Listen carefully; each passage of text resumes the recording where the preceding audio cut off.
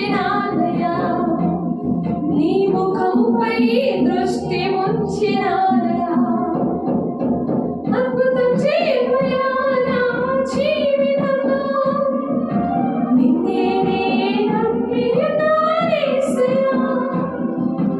అద్భుతం చేయమయా నా జీవితంలో, నిన్నే నే నమ్మి ఉన్నానేసయ్యా. నిన్నే నే నమ్మి ఉన్నాను. నీ వంటి వారు ఎవరయ్యా, నిన్నే నే నమ్ముకున్నాను. నీ వంటి వారు లేరయ్యా,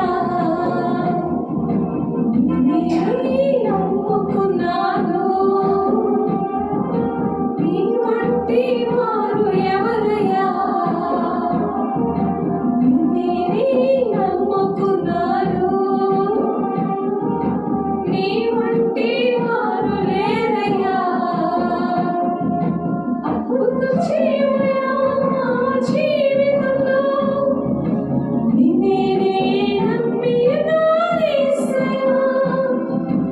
అద్భుతం చేయమయా నా జీవితంలో, నిన్నే నే నమ్మి ఉన్నానేసయ్యా. అద్భుతం చేయమయా నా జీవితంలో, నిన్నే నే నమ్మి ఉన్నానేసయ్యా. అద్భుతం చేయమయా నా జీవితంలో, నిన్నే మేము నమ్మి ఉన్నానేసయ్యా. హల్లెలూయా, స్తోత్రం. దేవుని మహిమ కలుగును గాక. ఈరోజు భవిష్యత్తులో సాతానుకు జరిగే తీర్పు ఇప్పుడు కాదు, ఇప్పుడు భవిష్యత్తులో మనము సాతాను కోసం తీర్పు విషయంలో 7 పాయింట్లు మనం నేర్చుకున్నాము. ఎక్కడెక్కడ అలాగే తీర్పు జరుగుతుంది సాతాను ఈ విషయాల్లో మనం నేర్చుకున్నాం. మనం నేర్చుకోకపోతే నష్టం ఏంటి? వాడి చేతిలో చెక్కబడకుండా ఉంటాము, దేవుని రాజ్యానికి వెళ్తాము.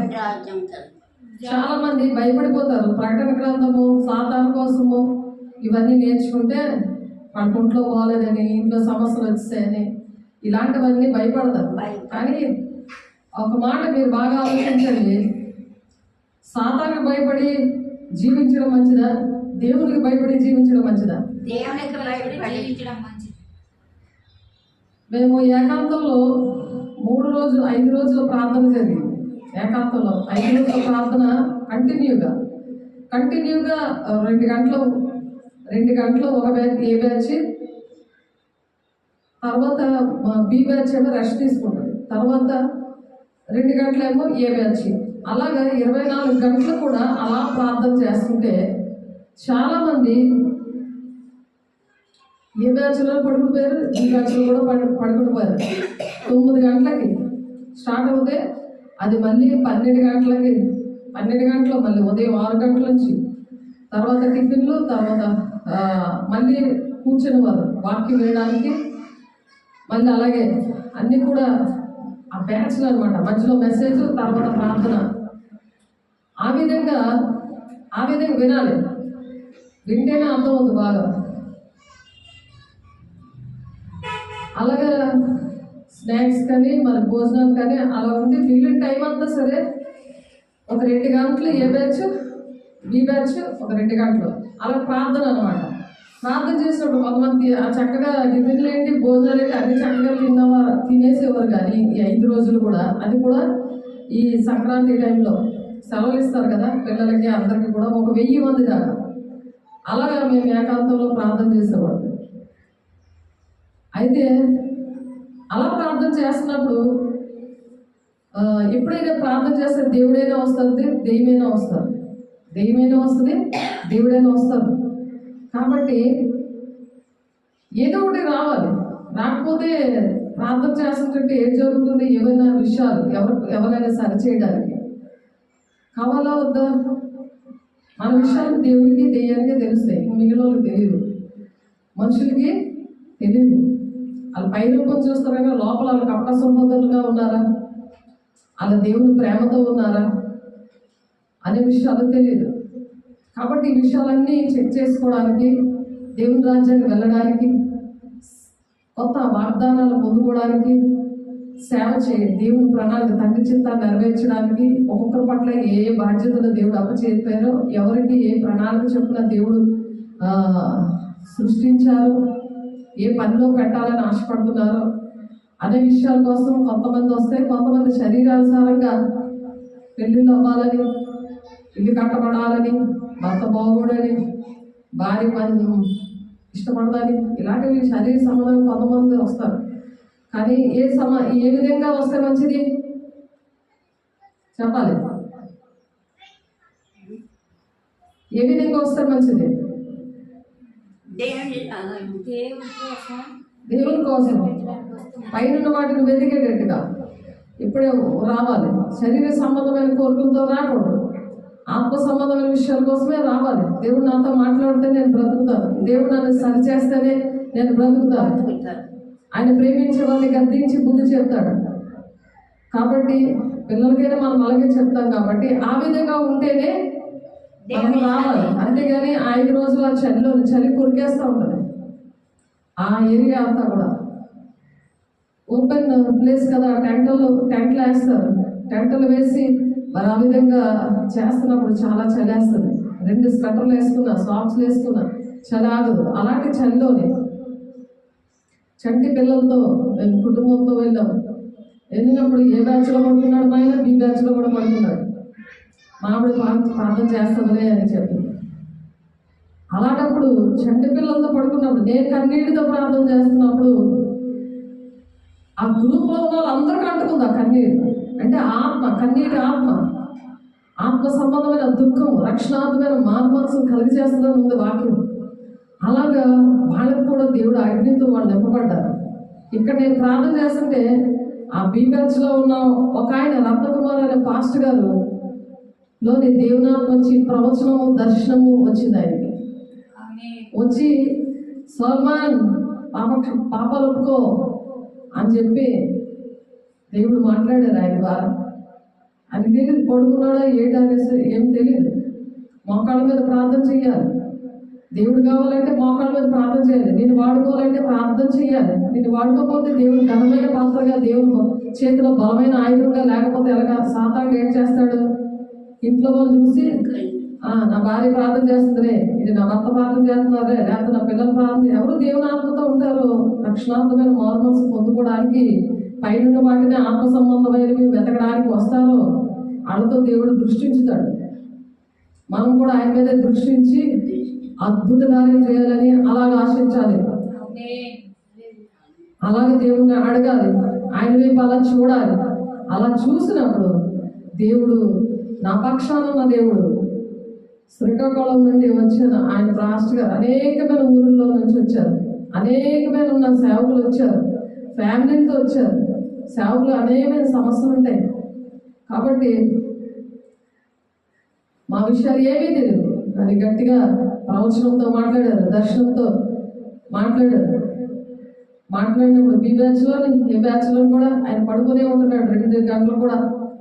అది దుష్టుడు చేసే పని. నిద్ర మొత్తం ఆత్మను ఇచ్చేస్తున్నాను మీకు అని దేవుడు కూడా చెప్తారు. ఒక వాక్యంలో ఉంటుంది అది. మోసపుచ్చి ఆత్మని ఇస్తున్నాను అని చెప్తాడు ఆయన.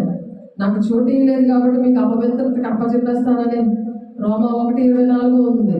అలాగే రోమా 1:28 భ్రష్ట మనసుకు అప్పచెప్పేస్తానని ఉంటుంది. దేవునికి మనం చోటు ఇవ్వకపోతే ఆ పరిస్థితులు ఎందుకు చేస్తాడో సాతాను గాడు, వాడికి తీర్పు ఉంటుంది. ఆ విషయాలు మనం తెలుసుకోవాలి. వాడికి జడిసిపోకూడదు. అలాగా ప్రవచనముతో దేవుడు ఆయనలో ఉండి ప్రవచనాత్మతో మాట్లాడుతుంటే మళ్ళీ 3వ బ్యాచ్ బి బ్యాచ్కి వచ్చినప్పుడు కూడా మళ్ళీ ఏ బ్యాచ్ అయిపోయింది, బి బ్యాచ్ వచ్చింది. మళ్ళీ ఆ బ్యాచ్ వచ్చినప్పుడు అందులోనే పడుకోవడమే. అప్పుడు మళ్ళీ 2 బ్యాచ్ని దగ్గర మధ్యన డేరాలన్నీ తీసేసి ఏకంగా మెసేజ్ చెప్పడానికి ఓపెన్ చేస్తే మొత్తం అన్ని బ్యాచ్లు మొత్తం 1000 మంది దాకా కూడా అందరూ కూర్చొని మెసేజ్ వినాలి. సేవకులు చెప్తుంటుంటే మెసేజ్ వినడానికి అప్పుడు కూడా ఆ నిద్ర వస్తే అప్పుడు కూడా దేవునాత్మ వెళ్ళిపోలేదు ఆయనలో నుంచి. ఎందుకు? ఇక్కడ కన్నీటి ప్రార్థన దేవుడు చూశాడు. ఆ దేవుడు ఆ మనిషిని అక్కడ వాడుకున్నాడు. దేవునామ స్తోత్రం. అర్థమవుతుందా? అక్కడ వాడుకుంటున్నాడు. నీ పక్షాన్ని యుద్ధం చేయడానికి యెహోవాయే అని ఉంది కదా. నీ పక్షాన్ని యుద్ధం చేశాడు యెహోవాయే. నిర్గమకాండంలో ఉంటుంది కదా. ఏం చేశాడు ఆయన? 2 బాయిలుగా చేశాడు ఎర్ర సముద్రాన్ని. అక్కడ మోషే గారు ఇలా కర్రెత్తగానే 2 బాయిలు చేశాడు. అలాంటి దేవుడు వచ్చి మళ్ళీ దేవుడు మాట్లాడాడు. మళ్ళీ అదే మాట, సాల్మాన్ నీ పాపాలు ఒప్పుకో. అది అక్కడ అందరూ దిద్దుబాటు చేస్తేనే దేవుడు మాట్లాడతారు. ఎంత నిద్ర వస్తుంది? వచ్చి వేస్ట్ కదా చదిలోని 5 రోజులు కూడా. దేవుడు మాట్లాడకపోతే ఎందుకు? అది వచ్చి వేస్ట్ కదా. ఇప్పుడు నేను కష్టపడితే నాతో మాట్లాడతారు, నువ్వు కష్టపడితే నీతో మాట్లాడతారు. ఎవరు కావాలంటే వాళ్ళు దేవుడు ప్రణాళిక చెప్పిన దేవుడు వాడుకుంటాడు, బలంగా వాడుకుంటాడు. ఆయన ఏదో ఇంట్లో వస్తువులు నీ వస్తువు నేను వాడుకుంటాను అన్నది కాదు కదా. నీ డబ్బులు నేను వాడేసుకుంటానంటే అలాంటి కాదు కదా. ఇది అది అలాగా వాడేసుకుంటారు. కానీ భక్తి అనేది ఎవరు కూడా దొంగలించలేరు. దేవుని స్తోత్రం. భక్తి అనేది దొంగలించలేరు. దేవునితో మాట్లాడే అనుభవం నీకు ఉన్నప్పుడు నీకున్న అభిషేకాన్ని ఎవరు దొంగలించలేరు. నీలో దేవుడు ఇచ్చిన ఆశీర్వాదాలు, కృపావరాలు, ఆత్మీయఫలాలు నీలో వచ్చి ఎవరు దొంగలించలేరు. సాధారణ నేను ముట్టకుండా నీవు అలా భద్రం చేసుకుంటావు. నువ్వు భద్రం చేసుకొని నీ కుటుంబాన్ని భద్రపరుస్తావు. కుటుంబాన్ని, సంఘాన్ని, సార్వత్రిక సంఘాలు అన్నింటినీ భద్రపరుస్తావు. మరి దేశం కోసం ప్రార్థన చేయడానికి నీకు ఒక కన్నీరు వస్తుంది. లేకపోతే ఎంతసేపు నీ రాజ్యం కట్టుకుంటావు, నీ సంఘమే అనుకుంటుంటావు. కానీ అనేకమైన సంఘాలు అబద్ధ బోధతోటి మోసపుచ్చి ఆత్మను పరీక్షించుకోమని చెప్తున్నారు. 1 యోహాను 4:1 ఏ ఆత్మలు బయలుదేరుతున్నాయో అంత్య దినములలో మీరు పరీక్షించుకోండి అని చెప్తున్నారు. ఆ విషయం తెలియదు. అది సాతాను కూడా చేస్తుంటాడు. సేవకుల దగ్గర నుంచి, దేవుడి పిల్లలు బాప్తీసాలు తీసుకున్న వాళ్ళ దగ్గర నుంచి, పరిశుద్ధాత్మ పొందుకున్న వాళ్ళ దగ్గర నుంచి వాడు గర్జించే సింహంలా తిరుగుతూ ఉంటాడు. అందుకని వాడికి తీర్పు.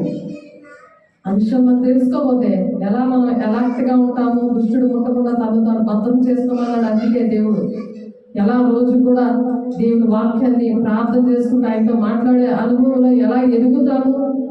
దేవుడితో మనం టచ్లో ఉండాలి, దేవుడితో కనెక్షన్లో ఉండాలి. దేవుడు మాట్లాడకపోతే బ్రతకలేను దేవా అనే పాటలున్నాయి, వాక్యాలున్నాయి. పట్టుకొని దేవుని ఏడ్చి సరి చేసుకుంటూ అనుక్షణము కూడా దేవుడి తోటి బతుకుతేనే సాతాను గాడి నుంచి విడుదల పొందుకొని రెప్పపాటు కాలంలోనే మరి పెళ్లి కుమార్తె సంఘంలో పెళ్లి కుమారుడని చేసి వస్తుంటే అన్ని పరిశుద్ధ ఆకరాలు ధరించుకొని ఆ దేవుని కోసం ఎదురు చూస్తూ అద్భుతకారం నా పట్ల చేయ్యా అని అడిగి ఏడుస్తున్నప్పుడు వాళ్ళని దేవుడు తీసుకెళ్తారు.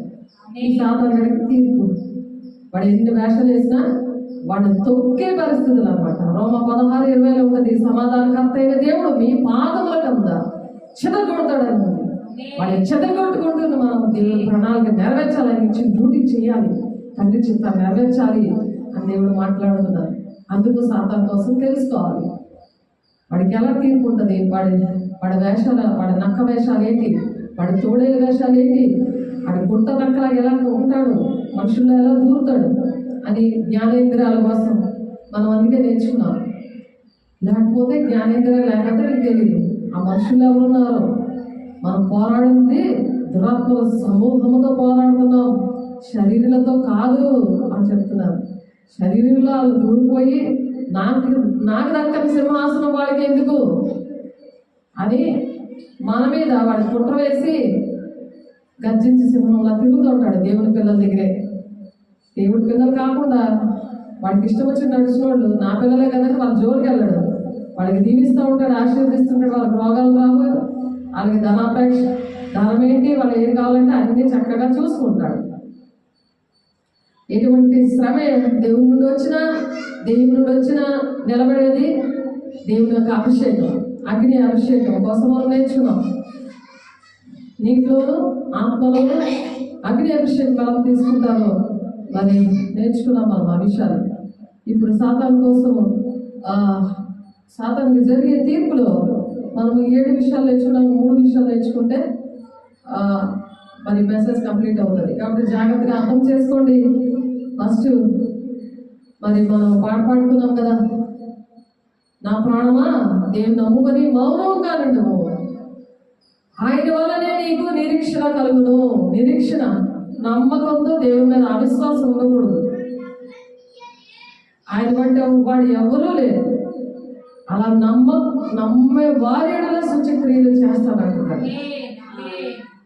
అది ఎవరు పెడుతున్నారో, ఎటువంటి సమస్య వస్తుందో, ఎటువంటి వచ్చినా సరే సమస్యకైనా దేనికైనా తట్టుకునే పరిస్థితి దేవుని అభిషేకం ద్వారానే తెలుస్తుంది, జ్ఞానేంద్రియాల ద్వారానే తెలుస్తుంది.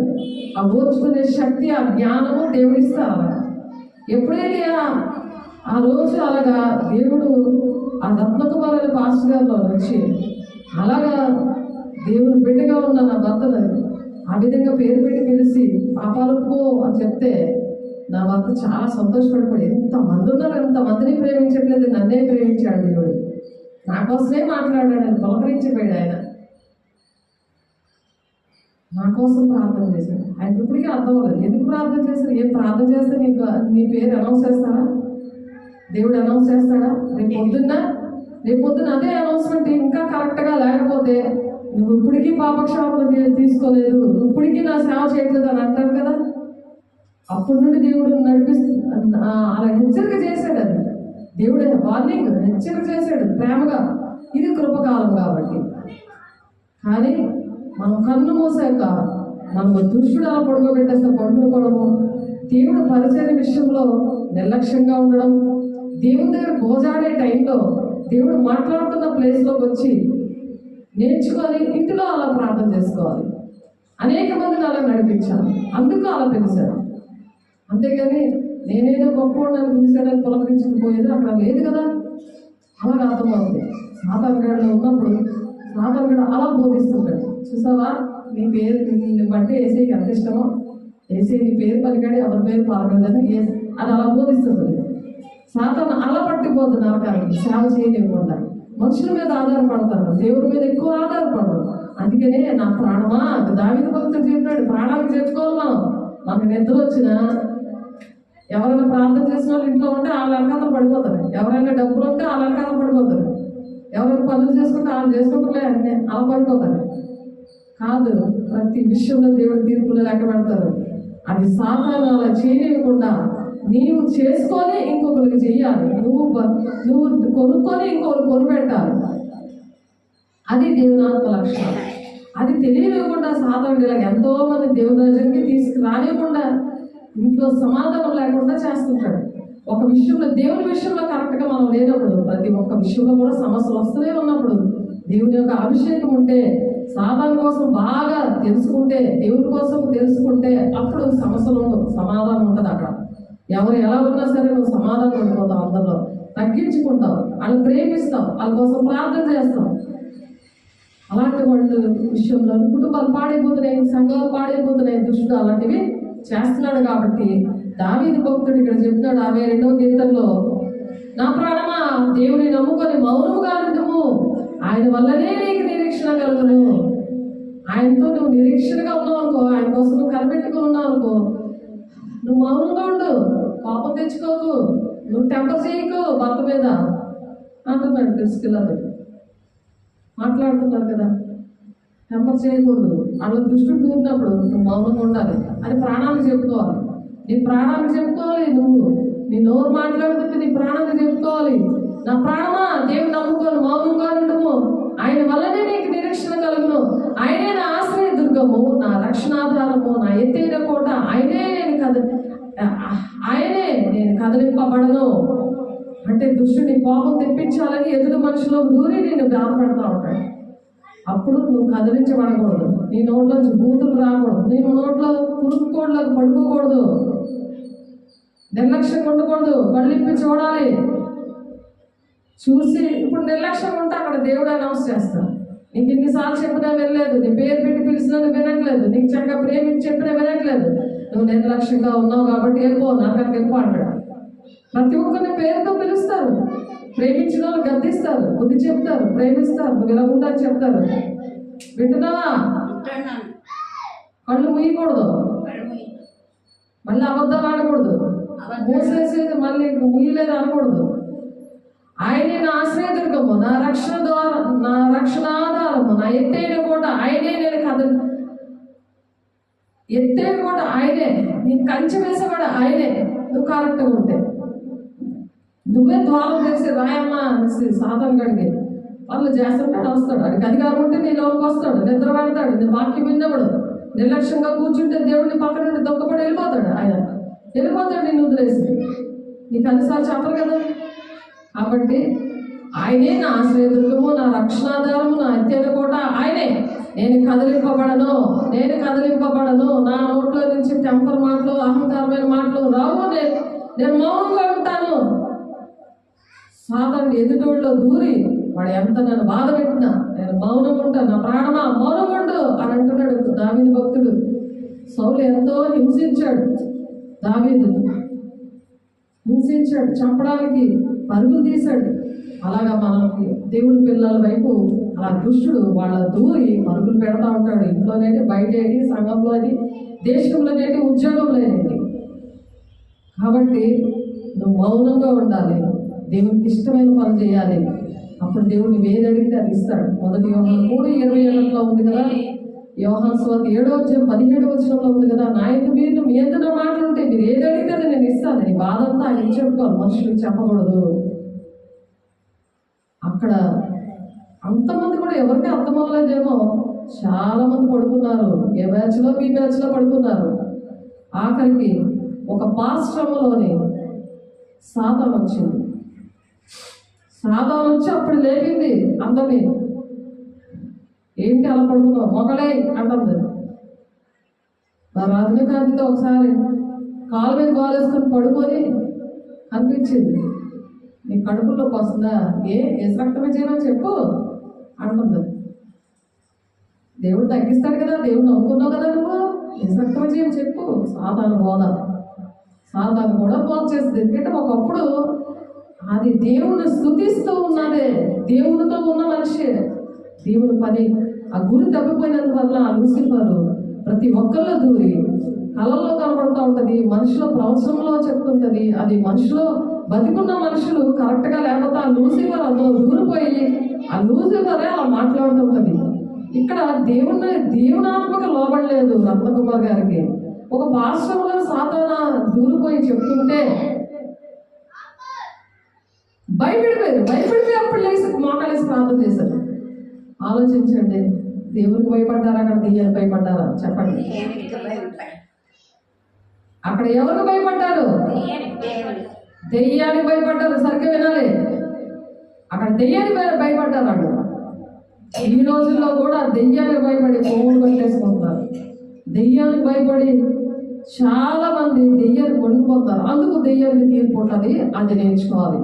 అందుకని దేవుడు ఈ ప్రత్యక్ష సాక్ష్యం అది ఎవరికో జరిగింది కాదు, నా జీవితంలో జరిగింది, నాకు దేవుడు నేర్పించింది.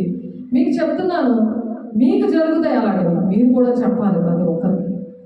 అందుకే పరిశుద్ధాత్మ దేవుడు వచ్చినప్పుడు ఏం జరుగుతుంది? సాక్షిగా ఉండాలి.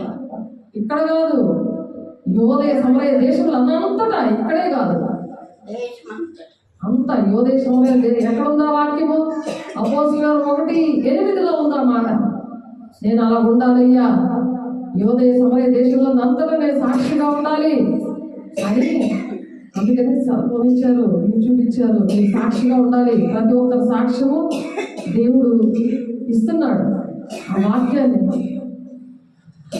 వాక్యము సరిగ్గా వినాలి, జాగ్రత్తగా ఉండాలి, దేవుని దగ్గర సరి చేసుకోవాలి. దుష్టుడు ఏలుబడి చేయకుండా జాగ్రత్తగా తను భద్రం చేసుకున్న మొదటి యోహాను 5:17-18 ఉంది. కాబట్టి అలాగే యేసుతో మాట్లాడాలి.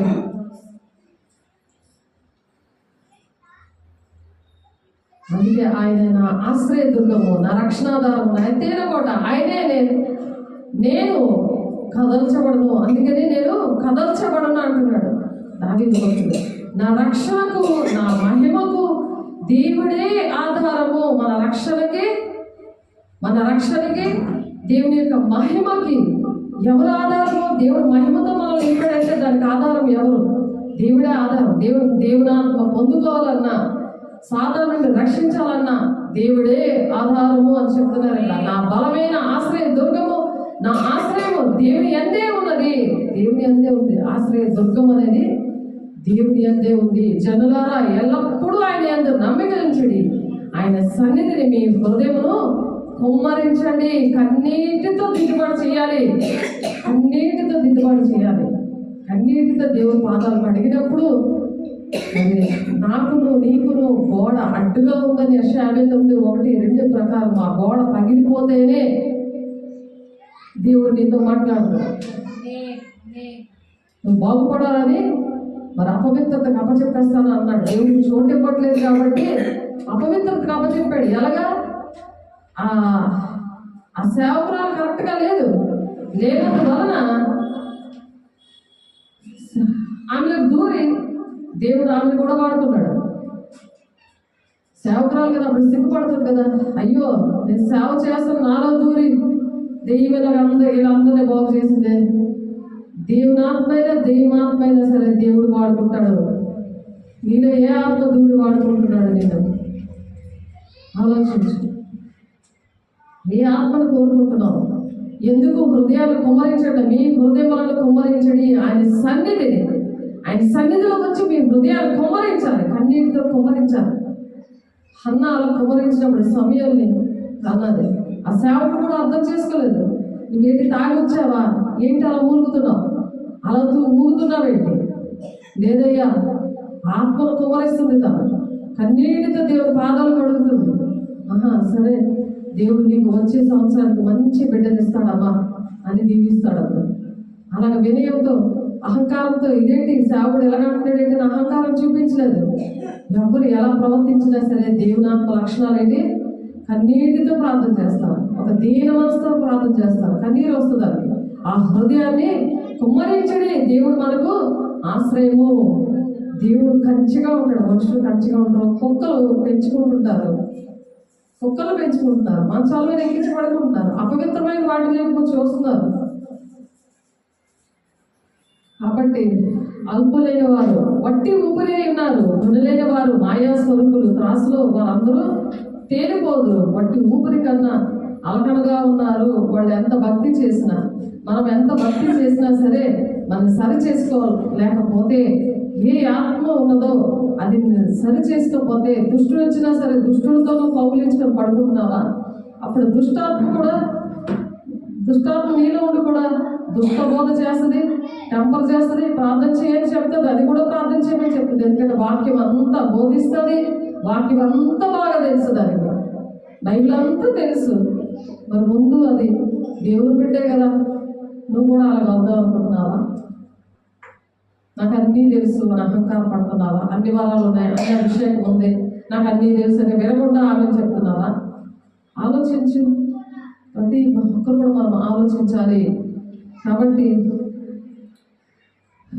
ఆ విధంగా దేవుని యందు మనం నమ్మిక ఉంచాలి. ఇప్పుడు పరలోక రాజ్యంలో ఫస్ట్ సాధారణ మనం ముందు చెప్పుకున్నాం, అది కొంచెం చెప్పుకొని 7 పాయింట్లు గమగమ చెప్పుకొని మిగిలిన 3 పాయింట్లు చెప్పుకొని ముగించుకుందాము. జాగ్రత్తగా వినండి. పరలోక రాజ్యంలో ఫస్ట్ సాతానుడు పరలోక రాజ్యంలో ఫస్ట్ ఉండేవాడు లూసిఫర్. తర్వాత ఆకాశంలో ఉన్నాడు.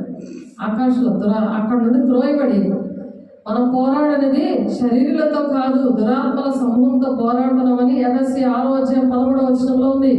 మీకు వాక్యం ఎప్పుడైతే తెలుస్తుందో అప్పుడు మీరు అది ప్రకటిస్తున్నప్పుడే అక్కడ మీ ద్వారా అద్భుతకారం చేస్తాడు దేవుడు. అది మార్కు 16:20 ఉంది. అద్భుతకారం చేయాలంటే వాక్యం బాగా గుండెల్లో పెట్టుకోవాలి, మనసులో హృదయంలో ముద్రించుకోవాలి. ఆ వాక్యంతోనే ప్రకటించాలి సువార్త, నీ సాక్ష్యము. అది మనం చూసుకోవాలి. కాబట్టి ఫస్ట్ సాతానుడు ఎక్కడ ఉండేవాడు? కెరూబుగా ఉండేవాడు. పరలోక రాజ్యంలో ప్రధాన దేవదూతగా ఉండేవాడు, ఒక నాయకుడిగా, ఒక లీడర్గా ఉండేవాడు. అంత మంచి పరిస్థితి. దేవుడు ప్రణాళిక నెరవేర్చుకుందా మనం. అందుకే దేవుని ప్రణాళిక నా పట్ల ఏదుందో నేను చేస్తానయ్యా, తండ్రి చిత్తం ఏదుందో నేను చేస్తానయ్యా. ఎన్ని కష్టాలు వచ్చినా, ఎంత కన్నీరున్నా, ఎంత బాధ ఉన్నా నేను చేస్తానయ్యా. నువ్వు నిలబడితేనే తండ్రి రాజ్యం ఎంత మెత్తబడే గుంపులో ఉంటారు. ఎంత అక్రమం చేయవల్లరా పొంటి మీరు ఎవరు నాకు తెలియదు అంటున్నాడు ఆయన. Matthew 7:21 అలా ఉన్నావా? ఆలోచించుకొని సాక్ష్యం రావాలి. రేపటికి సాక్ష్యం రావాలి. దేవుడు నేను ఎప్పుడు ఇలాగో ఉండేవాడు, ఇలా ఉండేదాన్ని. కాబట్టి ఈ రోజు నాతో దేవుడు మాట్లాడి నేను తీర్మానం చేసుకున్నాను. తీర్మానం చేసుకోవాలి, రేపటికి సాక్ష్యం ఉండాలి, సాయంత్రానికి సాక్ష్యంగా ఉండాలి. ఒక సాక్ష్యం రావాలి ఆ జీవితంలో నుంచి. ఎవరెవరు వింటున్నారో వాళ్ళ దగ్గర నుండి ఒక సాక్ష్యం రావాలని దేవుడు ఆశపడుతున్నాడు. సాక్ష్యం వచ్చిందంటే పరిశుద్ధాత్మ దేవుడు నీలోకి వచ్చాడని అర్థం. యోదయ సమరయ దేశంలో అంతా ఒక సాక్షిగా ఉండాలి, నీ ఇరుగు పొరుగు వాళ్ళకి సాక్షిగా ఉండాలి, ప్రతి ఒక్కరికి సాక్షి ఉండాలి. అది దేవుడి లక్ష్యం. కాబట్టి దుష్టుడు నీలో ఎంటర్ అవుతున్నాడా, నీకు సాక్ష్యం ఉండదు, అభిషేకం ఉండదు, వాక్యం అర్థమవదు, మర్చిపోతాం. జాగ్రత్త. పరలోక రాజ్యం ఫస్ట్. పరలోక రాజ్యంలో పడిపోయినాడు, ఆకాశంలో త్రోసివేయబడ్డాడు, మధ్యాకాశంలో. అది సాతానుగా మారాడు. దేవదూత సాతానుగా మారింది. ఎప్పుడు స్తుతిస్తూ ఆరాధిస్తున్న దేవదూత, దేవుడు పరిశుద్ధులు పరిశుద్ధులైన దేవదూత, మహిమతో నింపబడిన దేవదూత. అహంకారాన్ని బట్టి అవి మనం ముందు చెప్పుకున్నాం. అలా ఉన్నావేమో అని మనం ఎప్పుడు కూడా చెక్ చేసుకోవాలి. మనం అహంకారంతో ఉన్నామేమో అని చెక్ చేసుకోవాలి. వాక్యానికి విరుద్ధంగా బ్రతుకుతున్నామేమో చెక్ చేసుకోవాలి. వాక్యానికి విరుద్ధమైన ప్రార్థన చేస్తున్నామేమో, వాక్యమే విరుద్ధమైన బోధ వింటున్నామేమో, శరీరానుసారమైన బోధ, అది చెక్ చేసుకోవాలి. శరీరానుసారమైన ప్రార్థన చేస్తున్నామేమో అది చెక్ చేసుకోవాలి. అలాగా సాతానుడు మధ్యాకాశంలో పడద్రోయబడ్డాడు. తర్వాత ఏదో వనంలోకి వెళ్ళి పాము రూపంలో ధరించుకొని ఆదామమ్మలను పాటు చేశాడు. నాలుగవదిగా మరి యోగుని శోధించి దేవుని పరలోక రాజ్యం వెళ్ళి దేవదూతలతో పరలోక రాజ్యం వెళ్ళిపోతాడు. ఏంటి ఇక్కడికి వచ్చామంటే నేను ఇటు అటు తిరుగుతూ వచ్చానని చెప్తాడు. అది కూడా మనం చెప్తున్నాం, నిగుర్తు చేయడం చెప్తున్నాను. 7 పాయింట్లు. మనం మిగిలిన 3 పాయింట్లు 10 పాయింట్లు ఉన్నాయి సాతానుడి కోసం. కాబట్టి మనకు తెలియాలి బాగా. తర్వాత క్రొత్త నిబంధనలో మన ఆకాశంలో ఇటువంటి తిరుగుతూ వస్తున్నానని చెప్పి యోగుదేవి చెప్పిన వాడు మరి భూలోకంలో పరలోక రాజ్యం అయితే అలాగే యోగు విషయంలో చేస్తే యోగు 2 ఆశీర్వాదం పొందుకున్నాడు. అది ఓర్చుకొని అలా మనం ఓర్చుకోవాలి. వాడు దేవుని దగ్గరికి వెళ్ళి కష్టాలన్నీ లేవు కదా, అన్నీ జరిగిపోతున్నాయి కాబట్టి బాగా నీ స్తుతి చేస్తూ ఆరాధిస్తూ నీ కానుకలిస్తూ చక్కగా చేస్తున్నారు. వాళ్ళకి ఏం లేకపోతే అప్పుడు ఏం చేస్తానని దేవుని దగ్గర పర్మిషన్ తీసుకుని వచ్చింది అనుకో, అప్పుడు ఏం చేస్తావు? ఏం దేవుడు ఎందుకు ఇలా చేస్తున్నాడో అది ఇచ్చిపెట్టి వెళ్ళిపోతావేమో అని యోగు గారి విషయంలో దేవుడు ఆ సాక్ష్యాన్ని ఇచ్చారు. అలాగే యేసయ్యని బాప్తిసం తీసుకున్నాక మరి అరణ్యాన్ని తీసుకెళ్ళిపోతుంది పరిశుద్ధాత్మ దేవుడు. తీసుకెళ్ళిపోయి 40 రాత్రులు 40 పగళ్ళు ప్రార్థన చేస్తున్నప్పుడు, కడుపుతో ఆకలితో ఉన్నప్పుడు అప్పుడు వస్తాడు సాతానుడు నవ్వుకొని, ఇదిగో ఈ రాళ్ళు రొట్టెలుగా చేసుకోవచ్చు కదా నువ్వు అని శోధిస్తాడు. ఉపాసాన్ని శోధించినాడు అప్పుడు సాతానుడు. నువ్వు తీర్మానం చేసుకున్నావు అనుకో 3 రోజులు ప్రార్థనలో ఉంటానని తీర్మానం చేసుకుంటే పాటు చేసేటప్పుడు సాతానుడు. కాబట్టి వేసే 40 రోజులు ఎలాగ తీర్మానం ధృవీకరించలేదు.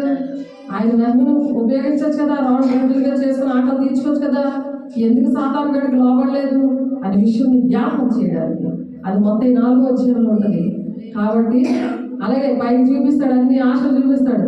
ఇదిగో నీవు ఈ చర్చికి వస్తే నీకు ఆటోలో తీసుకొచ్చి మేము దిగబడతాం, కారులో నేను దిగబడతాం అంటే వెళ్ళిపోతున్నావు, చూసుకో యేసయ్య నా కాళ్ళకి నమస్కారం చెయ్యు, ఈ లోపంతా ఇచ్చేస్తానని యేసయ్య అన్నది. యేసయ్య చేయలేదు. తండ్రి చిత్త నెరవేర్చడానికి ఆయనకు అభిషేకం అవసరమైంది, ఉపవాసం అవసరమైంది, బల్లరాధన అవసరమైంది. నువ్వు చేస్తున్నావా అని చెప్పడానికి దేవుడు ఈ విషయాలు చెప్తున్నాడు నీతోటి నాతోటి. అలాగే 5వ పాయింట్. 6వ పాయింట్ ఏంటంటే సంఘం ఎత్తబడే వరకు భూలోకంలో వాడు పని చేస్తూనే ఉంటాడు. సంఘం ఎత్తబడే వరకు కూడా అది పని ఉంది, పని చేస్తున్నాడు. ఇక్కడ పని చేస్తుంటే వాడి విషయాలు జాగ్రత్తగా తెలుసుకొని ఉంటున్నావా లేదా? దేవునితో ఉంటున్నావా? సాతాను గడికి ఇష్టమైన చేస్తున్నావా? దేవునికి ఇష్టమైన ఉంటే ప్రతిదీ చేస్తానని 1 యోహాను 3:21 ఉంది కదా. ఆయనకి ఇష్టమైన చేస్తున్నావా లేదా అని మనం ప్రతిరోజు మనము చెక్ చేసుకొని ప్రార్థన సహవాసం రొట్టెనిచ్చుడేంది ఎడతెక్కమన్నారు. అందుకే అది అపోస్తలుల 2వ అధ్యాయం 42వ వచనంలో ఉంది. నువ్వు చేస్తే ఇంకోరికి చెప్పాలి, లేకపోతే నువ్వెందుకు చెప్పలేదు అని అడుగుతాడు దేవుడు. నీకు నేర్పించింది నువ్వెందుకు చెప్పలేదు? వినిదానిలాగే ఉన్నావా? వినివారిలాగా మీరు ఉండకూడదు, చెప్పేవారిలాగా ఉండాలి. అలా ప్రకటిస్తే అద్భుత కార్యాలు జీవితంలో చేస్తే రేపొద్దు నువ్వు ఆ మధ్యాకాశంలో దేవుడు బోరవుతున్నప్పుడు నిన్ను దేవుడు తీసుకెళ్తాడు. తీసుకెళ్ళి అక్కడ నీకు జీవ కిరీటం పెడతాడు, నీటి కిరీటం పెడతాడు. నువ్వు సహించుకొని ఓచుకొని లేదు అంటారు. వాళ్ళు ఎవరుకుంటారో గత భక్తురాలు చెప్తుందిలే అది ఏమన్నా మాట్లాడతారేమో అనేసి నువ్వు ఏమన్నా భయపడుతున్నావా? నీతిమంతులు సింహంలో ధైర్యం ఉంటారు. నా నిమిత్తం జనం మిమ్మల్ని నిందించి హింసించి చెడ్డ మాటలలో పలికినప్పుడు మీరు ధన్యులు, సంతోషించి ఆనందించండి అన్నారు. ఆ ధన్యత్వం కోసం నువ్వు సంతోషంగా ఉంటున్నావా? ఎవరైనా ఎంత వేస్తే నీ మీద నిన్ను ఏమైనా అంటుంటే దేవుని నిమిత్తం నువ్వు ఏ విషయాలైనా బాధపడుతున్నావా? ఆయన బట్టి ఎవరు కూడా బాధపడుతున్నారా అని అనకూడదు అని వాక్యం. అంటే ఆ రెండింటితో దీవెన ఉండదు. అవే కిరీటం అని మన వెయ్యి పరిపాలించడానికి అధికారాలని అక్కడ ఇస్తారు. నా బిడ్డలు శ్రమపడకూడదు, నా బిడ్డలు కన్నీరు కాల్చకూడదు, బాధ వేస్తుంది. కానీ రెండింతల ఆశీర్వాదం ఈ వాక్యం తెలిస్తే ఏడవు సంతోషపడతాం. వాళ్ళే తెలియదులే అన్నారులే క్షమించేసి వాళ్ళే నీ దగ్గరికి వచ్చేలాగా నువ్వు వ్యవహారం యెష 16:40 ఉంటుంది. వాళ్ళే నీ దగ్గరికి వస్తారని, అలా నీ దగ్గరికి నా దగ్గరికి రావడానికి వాళ్ళు ఇష్టపడతారు. హింసించిన వారి కోసం ప్రార్థన చేయండి అంటున్నాడు ఆయన.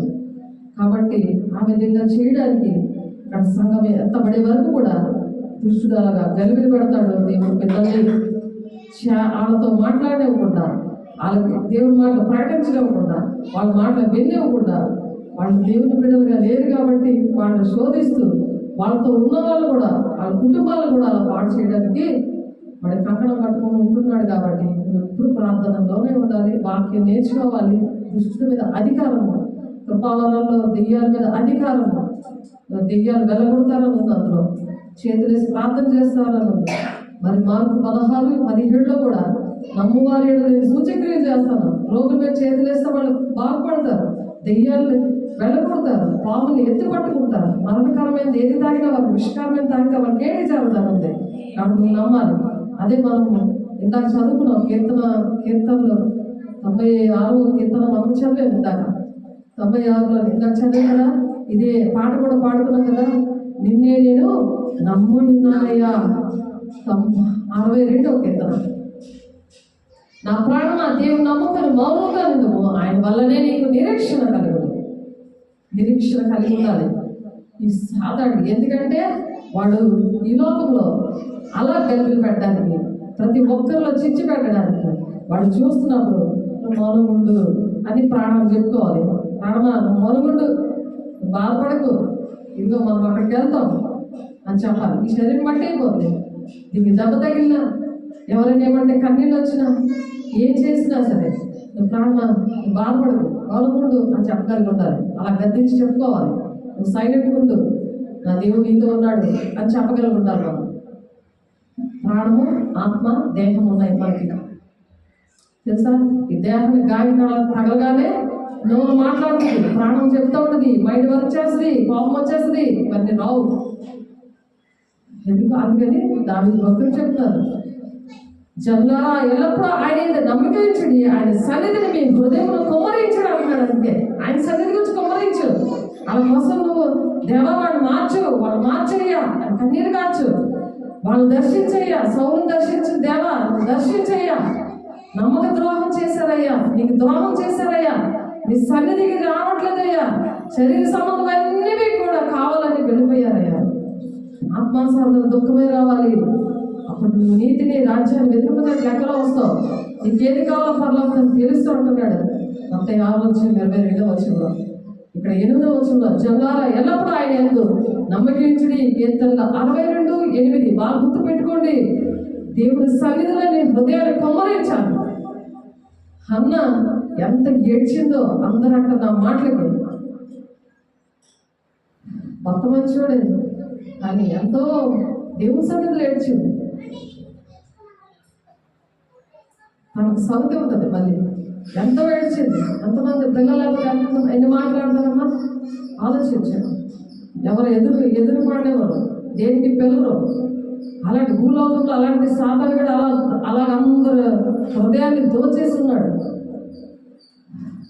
విధవరాలు రానివ్వరు. ఇలాంటివన్నీ సాధారణ చేసే పనులు చేస్తే ఎవరికి డబ్బులు ఉంటే వాళ్ళే ప్రేమిస్తారు, ఎవరికి డబ్బులు ఉంటే వాళ్ళే సన్నిధికి తీసుకొస్తారు. పేదోళ్ళు అసలు చూడరు. ఎవరైనా బాధలు ఉన్నా, అనారోగ్యంలో ఉన్నా, దెయ్యాల పట్టులో ఉన్నా వాళ్ళెవరిని ఖాతరు చేయరు. ఎవరు ఆరోగ్యంగా ఉన్నారో, ఎవరికి ఉద్యోగాలు ఉన్నాయో అలాగే సువార్త ప్రకటిస్తారు. చర్చిలో వెళ్ళి సువార్త ప్రకటిస్తారు. మారుమూల గ్రామాలకు వెళ్ళరు. చెడిపోయి పడిపోయిన ప్లేస్కి వెళ్ళి దేవుడు అందుకే నాకు ఆ చెడిపోయిన పడిపోయిన ప్లేస్లో ఇచ్చారు. దేవుడు ఆ హృదయాన్ని చూశాడు. అలా హృదయం కుమ్మరించబట్టి దేవుడు నేను చేసిన 4-5 పరిచయాలు కూడా అవన్నీ చూసి నాకు సంఘం ఇచ్చారు. ఎక్కడైతే దేవుడు స్టార్ట్ చేశాడో అక్కడే ఇస్తానని వాగ్దానం ఇచ్చారు, చేశారు. అద్భుతకారం చేశాడు. ఆయన చూసినాము. అలాగా దేవుడి పట్ల ఒకరికి ప్రణాళిక ఉంటుంది, ఒక పిలుపు, ఒక దర్శనం ఉంటుంది, ఒక్కొక్కరికి ఉంటుంది. కాబట్టి అందరూ కూడా ఆ విధంగా ఆలోచించాలి. ఏదో మొక్కేసుకొని వెళ్ళిపోయింది కాదు ఇది. ఏదో కాలుకేసి అడుక్కొని చెప్పులో వేసేసినట్టు వేస్తారు కదా, చెప్పులో వేసి వెళ్ళిపోతారు. ఆ టైప్ కాదు దేవుడు ఆ బలిపీఠం దగ్గర ఆ కాలుకేసిన 2 రూపాయలు వేసి ఆయనని దృష్టించాడు. దేవుడు జాగ్రత్త, ఆమె జీవితం అంతా అంకితమిచ్చింది. ఆమె కలిగిందంతా ఇచ్చింది. అలాగే దేవుడికి జీవితం అంకితం ఇచ్చాలి. మనకి ఇచ్చిన అన్నీ కూడా, కుటుంబం, ఆస్తి, సమస్తాలు కూడా దేవుడికి అంకితం ఇవ్వాలి. అప్పుడు ఆయన అండర్లో ఉంటాయి, నీకు తలపోవడం. లేకపోతే నీ ధనం ఎక్కడుందో నీ హృదయం అక్కడే ఉంటుంది అన్నమాట. ఇక్కడ చర్చలో ఉంటుంటాం కానీ వంట ఏం చేయాలి, లేకపోతే నా భాష ఎక్కడ పెట్టాను ఎలా ఉంటుంది అనమాట. దేవుడికి అంకితం ఇచ్చేవాడు. తలుపు ఇంటికి తలుపు లేకపోయినా పర్వాలేదు, నా బ్యాగ్ ఎక్కడ పడితే అక్కడ పడేస్తాను, చర్చి తాళాలు ఇచ్చేస్తాను, నా ఇంటి తాళాలు ఇచ్చేస్తాను. అందుకే దేవుడు ఇచ్చాడు ఆ మనసు, దేవుడు ఇచ్చింది. అది మన సాక్ష్యం చెప్పాలి, వాళ్ళు బలపరచాలి అందరినీ. ఎవరికి తాళాలు ఇవ్వరు, ఏంటి ఇవ్వరు, వాళ్ళకి ఎవరిని ఇంట్లో రానివ్వరు, బెడ్రూమ్లోకి రానివ్వరు. దేవుడు పిల్లలాగా వాళ్ళు అలా ప్రేమించారు. నా ఆత్మీయ పిల్లలు నాతో పాటు పడుకునేవారు. వాళ్ళకి దెయ్యాలు కొట్టడం నాతో పాటు పడుకునేవారు. వాళ్ళు ఏకాంతంలో ఉన్నప్పుడు అలాగే నా పక్కన పడుకునేవారు. కాబట్టి మనం దేవుని ప్రేమ అది చూస్తాడు దేవుడు. అది దేవుని అభిషేకము. దేవుడు మనిషిలో ఉంటే ఆ లక్షణాలు ఉంటాయి. ఇప్పుడే చెక్ చేసుకోవాలి. ఇది కృపకాలం కాబట్టి దేవా నేను ఇలా ఉన్నాను, నీ గుణాలు నాకు ఇవ్వండి. యోహాను 6:53-55 వచనాలు ఉన్నాయని గుణాలు. ఆయన రూపురేఖలు వేసే శరీరం తీసుకుంటే వస్తాయి, ఎగతెగక తీసుకుంటే వస్తాయి. అది గమనించాలి మనం. అలా రోజు మనం చెక్ చేసుకోవాలి. దేవుని రాజ్యం వెళ్ళడం అంతే ఈజీ కాదు. కొద్దిమంది వెళ్తారు, అది ఇరుకు మార్గం అని కూడా మనం చెప్పుకున్నాం. ఆ వాక్యం కూడా మీరు డిస్క్రిప్షన్లో చూడండి, ఉంటుంది ఆ వాక్యం. ఆ వాక్యం ద్వారా బలపడండి దేవుని రాజ్యాన్ని. అందరూ కూడా దేవుని రాజ్యంలో ఉండాలని. సాధారణ తంత్రాలు ఎరిగిన వారిని కాదు, ఆడి తంత్రాలు ఎలా ఉన్నాయో తెలుసు. అవి ఇంకా మనం నేర్చుకోవాల్సినవి చాలా ఉన్నాయి.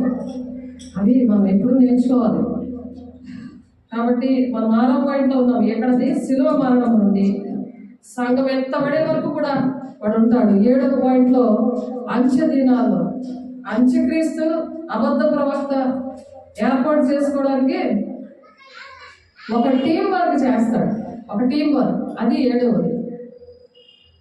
7 శ్రమ దినాల్లో ఇప్పుడు ఎత్తబడేవారు వెళ్ళిపోతారు.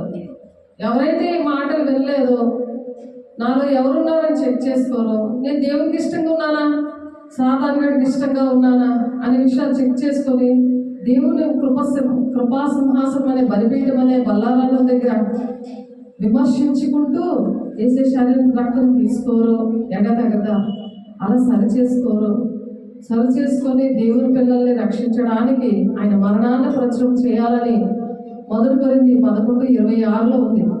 అది ఆయన ఆర్డర్లు, ఆయన ఆజ్ఞలని ఆయన చేసి చూపించారు. అలా పౌలు గారు చేశారు. ఆదిమ సంఘంలో దేవుడు నేర్పించిన బోధ అది. మరి ఏ బోధల్లో ఉండి నేను అనేకమైన బోధల్లో ఉండి దేవుడు నేర్పించుకుంటే నాకు నేర్పించారు. అది నేను నేర్చుకొని అది అనుభవించి నేను సాక్ష్యము వాక్యంతో దేవుడు చెప్పడానికి ఆయన మహాకృపను బట్టి నాకు అర్హత లేదు. ఇప్పటికీ నాకు ఏ అర్హత లేకపోయినా దేవుడు నాకు చెప్తున్నారు. ఎప్పుడైతే మనం దీన మనసుతో తగ్గించుకొని మనం దేవుని పిల్లల విషయంలో ప్రేమ కలిగి మనము చెప్పడానికి ఇష్టపడతామో, దేవుని దగ్గర కూర్చుంటామో, దేవుడు ఆ వాక్యం ఇచ్చాడు. నేను చెప్పాలయ్యా, నీ బిడ్డలను రక్షించాలయ్యా అన్నప్పుడు దేవుడు నాకు ఈ వాక్యం ఇచ్చారు. ఎప్పుడు కూర్చున్నాను? 10 గంటలకు కూర్చోడానికి. అప్పుడు నాకు టైం అయింది 11 గంటల 1 గంట అయిపోయింది. చూడండి, దేవుడి దగ్గర కూర్చోకుండా ఓపిక లేకపోయినా ఓపిక ఇచ్చేవాడు ఆయనే. దేవుడు పరిచయంలో ఉన్నాడు. మరి వాక్యం అంటే నాకు అన్నీ వచ్చు కదా అని చెప్పేసేది కాదు కదా. దేవుడి పిల్లలకి ఏంటి చెప్పాలయ్యా అంటే నాకు నేర్పిస్తున్నాడు దేవుడు. నా పిల్లలకి మరి వింటున్న వాళ్ళందరికీ కూడా నేర్పిస్తున్నారు. ఆ వాక్యం కావాలని వెయిట్ చేయాలి. దేవుడి దగ్గర వెయిట్ చేసినప్పుడు పాట ఏంటి, వాక్యం ఏంటి దేవుడు ఇస్తేనే ఇక్కడ నేను నిలబడగలను. లేకపోతే నేను చెప్పలేను కదా. నేను అంత జీరో కదా. ఆయన వస్తేనే నా నోట్లోంచి మాటలు వస్తాయి. మత్తయి 10:20 వచ్చినప్పుడు ఉంటుంది. ఆయన మనలో పరిశుద్ధాత్మ దేవుడే మాట్లాడతారని ఉంది. కాబట్టి పరిశుద్ధాత్మ దేవుడిని మనం ఎప్పుడు కూడా కొరత లేని ఆత్మతోనే ఆయన మాటలు పలుకుతూ ఉన్నప్పుడు దేవుడు ఇష్టపడి వస్తారు. చూడండి, మరి ఒక ఆమెలకు సాతాను, ఒక అతను దేవుడు వచ్చారు. మరి ఎవరు వస్తే మంచిది? అది ఆలోచించాం. అలాగే ఆవిడ కూడా దేవుడు పని చేసింది, అందరినీ ప్రార్థన చేయించింది. ఈయన కూడా దేవుడు పని చేశారు. కానీ ఇద్దరిలో ఎవరికి లాభం? ఎవరికి పరుగు పోతుంది కదా. ఈ భూలోకంలో పరుగు పోతుంది. మరి పరలోకంలో ఎవరు చెప్తారు? మరి జ్ఞానేంద్రియాలు ఎంత ఇంపార్టెంట్ ఆలోచించారా? జ్ఞానేంద్రియాలు ఉన్నాయి కాబట్టి తెలిసేది. లేకపోతే ఓహో హాస్టల్ అవ్వకూడదు అనుకుంటారు. అమ్మో హాస్టల్ అవుతే అమ్మో వాళ్ళు దెయ్యాలు కూడా దూరుతాయి అనమాట. అయితే వాళ్ళ మాట వినకూడదు అనమాట అనుకుంటారు కొంతమంది. మరి ఆవిడే సాక్ష్యం చెప్పగలుగుతారు. ఆవిడే తగ్గించుకుని సాక్ష్యం చెప్పాలి. నేను ఇలా ఉన్నందువల్ల సాతాను కూడా దూరి ఆవిడ కూడా దేవుడు పని చేశాడు. కాబట్టి మన జ్ఞానేంద్రియాలు ఉంటే పాశ్రమ చేసిందని, జ్ఞానేంద్రియాలు ఉన్న వాళ్ళకి ఆవిడ దెయ్యం ఉన్నదని తెలిసిపోతుంది. కానీ అందరూ దెయ్యానికే చేశారు కానీ దేవుడికి చేయలేదు. చాలా ఆశ్చర్యం అనిపించింది. అలాగ దేవుడు ఇవన్నీ నేర్పించారు. లేకపోతే ఓహో హాస్టల్లోకి దెయ్యం దొరుకుతుంది దేవుడు వస్తాడు అనమాట. నాకు ఒకటే తెలిసింది అప్పుడు నాకు. ఇప్పుడు నాకు వివరంగా తెలియపరిచాడు దేవుడు. ఎందుకు దేవుని దగ్గర కూర్చుంటే దేవుడు నేర్పిస్తాడు. పరిశుద్ధాత్మతో ఉండి దేవుని దగ్గర ఆ హృదయాన్ని దేవుని సన్నిధిలో కుమ్మరిస్తే చూపిస్తాడు. అర్థమయ్యేలాగా వాక్యంతో సరిచేస్తాడు, సాక్ష్యంతో సరిచేస్తాడు, నేర్పిస్తాడు. ఎంత గొప్ప దేవుడు! అద్భుత కార్యమే కదా అది. అద్భుత కార్యం చేయాలి నా జీవితంలో అంటే ఇలాంటి అద్భుత కార్యాలు ఎన్నో చేశారు. నాకు అదే అద్భుతం. శారీరకమైన అద్భుతాలు కాదు, శారీరకంగా కూడా చేశారు. కానీ ఇప్పుడు అందరికీ చేస్తాడు. సాధారణంగా చేస్తాడు, దేవుడు చేస్తాడు అవి కూడా. కానీ మనం ఆశించవలసినవి ఆత్మానుసారమైన అద్భుత కార్యాలు ఆశించినప్పుడు శరీరానుసారంగా ఆటోమేటిక్గా మనకు వస్తాయి. కాబట్టి ఎత్తబడిపోయిన వాళ్ళు ఉంటారు కదా, వాళ్ళు వెళ్ళిపోయిన తర్వాత విడవబడిన వాళ్ళు ఉండిపోతారు. సిద్ధపాటు బుద్ధి లేని కట్టికలో ఉండిపోతే 7 శ్రమ దినాలు ఉన్నప్పుడు అబద్ధ ప్రవక్త అని మరి అంత్యక్రీస్తు ఈ సాతానికి తోడవుతారు. ఆమెతో కలిసి అని చేస్తాడనమాట. అది వాడి పార్టులు ఏమేమి పనులు చేశాడు, ఎక్కడి నుండి వచ్చాడు అనేది మనం నేర్చుకుంటున్నాం. 7 అయిపోయాయి. ఇప్పుడు అసలైన పాయింట్ ఇవన్నీ కూడా మనం ముందు చెప్పుకున్నాము. చాలా లేదు కదా చెప్పి మళ్ళీ ఇప్పుడు ఫ్రెష్గా మీకు చెప్పాలంటే ఈ 7 చేసేకి 3 చెప్పేసుకుంటే అయిపోతుంది. ఈ 3వది ఏంటి? 7 మరి సాతాను పాతాళంలో ఉంటాడనమాట. 8వది సాతాను పాతాళంలో ఉంటాడు. ఎలా ఉంటాడు అనే విషయాలు నేర్చుకుంటున్నాం. 2వ రాకడ బహిరంగ రాకడలో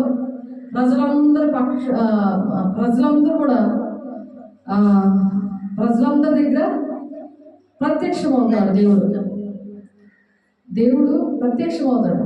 ఇప్పుడు మొదటి రాకడలో మనం వెళ్ళిపోతాం కదా. మొదటి రాకడలో సిద్ధపడి ఉంటాం. కనురెప్ప పాటలోనే వెళ్ళిపోతామని 1 కొరింథీయులకు రాసిన పత్రిక 15వ అధ్యాయము 51వ వచనంలో ఉందన్నమాట. ఆ కనురెప్ప పాటలోనే మనం సిద్ధపడిన వాళ్ళందరినీ దేవుడు ప్రతి ఒక్క సంఘంలో కూడా ఏరేసి భూలోకంలో ఎక్కడెక్కడ ఉన్నారో వాళ్ళందరినీ ఏరేసి ఒక్క నిమిషంలోనే ఆ పరిశుద్ధాత్మ పొందుకున్న వాళ్ళు కనురెప్ప పాటలోనే వాళ్ళని తీసుకెళ్ళిపోతాడు. పరిశుద్ధాత్మ దేవుడు తీసుకెళ్ళి దేవుడి చేతిలో పెడతాడు. మధ్యాకాశంలో ఆ బోర ఊదినప్పుడు ఎప్పుడైతే జ్ఞానేంద్రాలు ఉంటే వాళ్ళకే దేవుడు కనిపిస్తారు, వినబడతారు ఆ బోర అని చెప్పుకున్నాం. వాళ్ళు వెళ్ళిపోయి బహిరంగ రాకడ దేవుడు 7 శ్రమ దినాలులోనే అక్కడ ఆ మధ్యాకాశంలో తీసుకెళ్ళి ఆయన న్యాయ సింహాసనం తీర్పు దగ్గర అందరికీ బహుమానాలు ఇస్తాడు 7 సంవత్సరాలు. అక్కడ వాళ్ళకి బహుమానాలు ఇచ్చి వాళ్ళకి అక్కడ చక్కగా అక్కడ దేవుడి పిల్లలు ఉంటే విడవబడిన వాళ్ళు 7 శ్రమ దినాలు భూలోకంలో అనేకమైన శ్రమలు అంత్యక్రీస్తు ద్వారా, సాధన ద్వారా, అబద్ధ ప్రవక్త ద్వారా పొందుకున్నప్పుడు ఆ లాస్ట్ టైంలో బహిరంగ రాకడ, ముందు రహస్య రాకడ దేవుడు కనిపించాడు. దేవుడి పిల్లలకే కనపడతాడు, ఎవరికి కనపడతాడు. అప్పుడు మాత్రం అందరికీ కనపడతాడు బహిరంగ రాకడలో. అది ప్రకటన 1:7 ప్రతి నేత్రము చూస్తుంది, వాళ్ళు రొమ్ము కొట్టుకుంటారు ప్రతి ఒక్కరు. అది వీడియోలు కూడా సెల్ ఫోన్లో పంపిస్తున్నారు.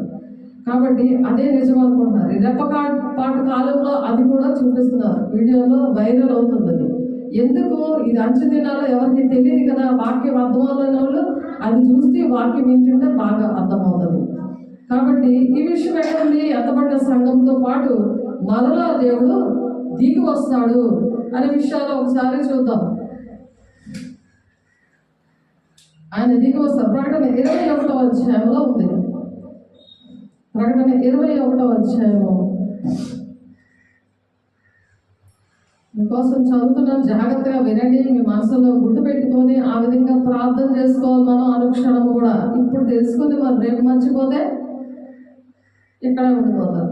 ఆ 7 శ్రమ దినాలు సాధారణతో హింసలు భరించాలి. కాబట్టి అనుక్షణము గుర్తుంచుకోవాల్సిన విషయాలు ఇవి.